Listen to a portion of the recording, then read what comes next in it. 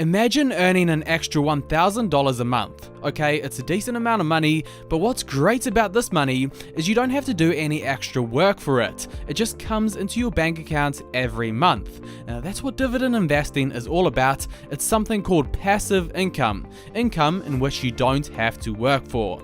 Now, what I want to do in this video is go over how do we achieve this goal? How do we achieve $1,000 a month in passive income through dividends? And I don't care what you say, I don't care how big your wealth goals are, $1,000 is a decent amount of money, especially when it comes from not having to do any extra work. Now, the one bit of work that you do have to do is the initial upfront work of learning dividend investing. Well, what dividend strategy do we use? How do we pick the right companies? And how do we actually get started in the first place? And the thing about getting started is a lot of people look at this milestone of $1,000 a month and they think, I'll never get there. That's too hard. That seems like an impossible goal. But clearly these people have not been taught the eighth wonder of the world, compound interest. You don't need to start at immediately getting $1,000 a month. No, you start small. You start rolling that little snowball that initially fits in your hand. But as you push it down the hill and as it gets momentum, it becomes easier and it becomes increasingly bigger until it's a massive snowball that can't be stopped. You know, you may start with just a couple of shares paying $1 or $2 a month or every quarter, but then that $1 or $2 starts to collect and grow on itself, and you can use it to purchase more shares, and it becomes easier and bigger as time goes along. So, how do we get started? How do we pick those initial great quality dividend stocks to build and grow from? There's a couple of things I want to share with you. For this, we're going to use McDonald's stock as an example. So the very first thing I'd recommend looking at is the forward dividend and payout ratio. So what the forward dividend is it's the amount in dividends that you receive every year. In this case, $5. Yes, that doesn't seem like much, but don't forget the principle that I told you earlier on. Compound interest does amazing things. All you have to do is get that snowball started. So the forward dividend is $5. This gives McDonald's a 2.3% dividend yield. In today's market, that's not considered too bad. Next thing you need to look at is their earnings. As you can see, it's currently $6.33. That means that McDonald's earns $6.33 every year per share. And they pay out $5 of that. The other $1.33 left over, they use to reinvest and grow their business. Now, you need to make sure that the earnings is consistently higher than the dividend payout. You don't want them paying out more than what they earn, because that means they're digging into their balance sheet and savings. Generally, it's just not a good sign. Normally for me, I'd like to see at least 30% of those earnings being used to reinvest and grow the business, and the rest of the money can be paid out as dividends. The other thing that I check out before buying is, of course, the dividend history. Generally, you want to have a stock that you can look back upon and see dividend increases as time goes along.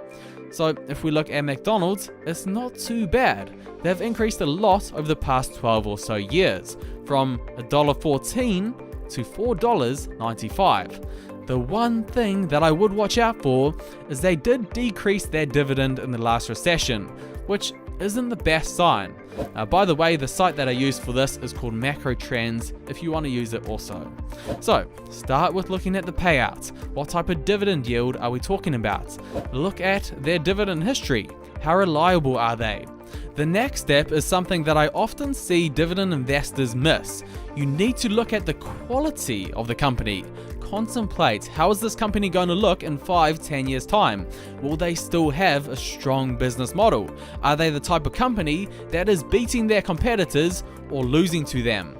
You don't want any middle of the pack company. Generally speaking, you want those at the top. As Warren Buffett says, buy companies with a strong competitive advantage. I'll give you a couple of examples of them later on. But the thing is, you don't need $200 some odd to buy McDonald's stock and start dividend investing. You can start smaller with stocks like Bank of America, that's $25 a share. Coca-Cola, that's $50 a share. AT&T, $30 a share. There are plenty of smaller price stocks to start with and then start building from. But the one thing that you do need is to get in the habit of investing your money instead of wasting it on dumb things. Think about how much money you would save if you didn't buy that daily coffee at Starbucks. As an alternative, you made one at home. Or consider how much you would have for investing if you stopped buying dumb things on Amazon or eating avocado on toast. If you think about it, there's a lot of excess money that you could use directly for dividend investing. Instead, it's being wasted. If you want to reach this goal of achieving $1,000 a month in dividends, you need to change your habits. Every paycheck that comes in, instead of thinking, I'm so excited to spend this money, think, I can't wait to invest it and buy some more Disney stock or Pepsi or whatever stock that you've found value in. The investing mindset is totally different from the regular person's mindset. The regular person gets some sort of short-term gratification, but the investor, over the long term, gets to reach goals like $1,000 a month in dividends. It's passive income versus feeling good in the short term. Make the decision of which one you want and then pursue it. It's all up to you. But let's get back onto achieving this $1,000 a month in dividends goal. I've shown you what to look for in a dividend stock. I've shown you how to get started and the mindset you need to have. But let me show you now some dividend stocks that I like, which are a great place to start with. 3M is a stock that pays a nice dividend yield, 3.5%, and the thing about 3M is they've increased their annual dividend for more than 61 consecutive years in a row. So it's fair to say that their dividend is reliable. Now, currently 3M are selling for around $170 per share with a market cap of almost $100 billion. The company can be used to expose your portfolio to multiple industries, including US healthcare, consumer goods, and worker safety. They produce over 60,000 different products under several brands, so it's well diversified. Another stock I like is PepsiCo, a very well-known company. Their dividend yield is 3%, and they've increased their dividends for 48 consecutive years. So again, that dividend is pretty trustworthy. They operate under the consumer staples sector, selling obviously the drink Pepsi, but they also own Gatorade, Doritos, Cheetos, Lay's, Mountain Dew, and a bunch of other billion-dollar brands. Again, a strong company to hold. So these are just some examples of stocks that you may want to start with when getting started in dividend investing. Obviously, you want to make sure you understand the stocks before you buy anything. Those that don't understand, they normally end up losing over the long term. Trust me, I know. So the goal is to get to $1,000 a month in dividends completely passive. How much do we need invested in total to get this?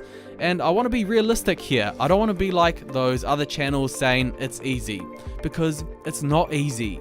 You have to put in the work and the time. So let me show you the answer to the question of how much you need invested to get $1,000 a month in dividends.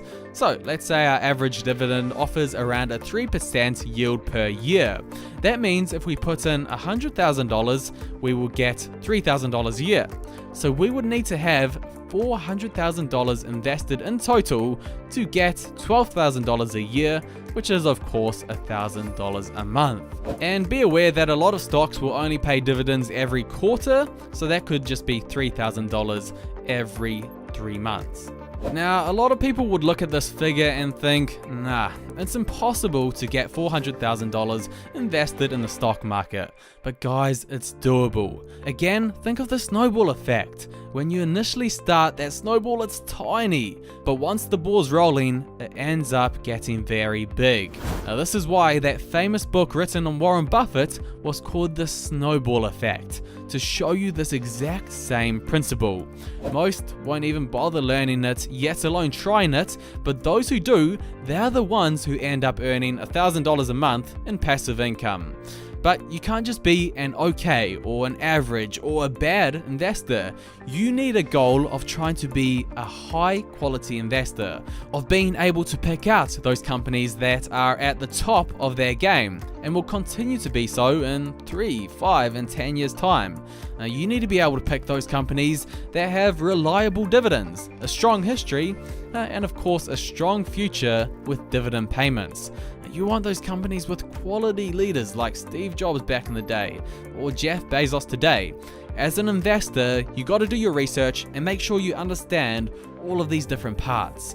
But you got to start somewhere. You got to start by sometimes being a bad investor. Maybe stop playing those video games and decide to start learning investing. Maybe stop wasting your money partying and put it towards dividend stocks. That's how you begin the game of growing a dividend portfolio and eventually earning up thousands of dollars a month in passive income. Like me, I don't game, I don't party, but I'll tell you what I do, and that's invest my money.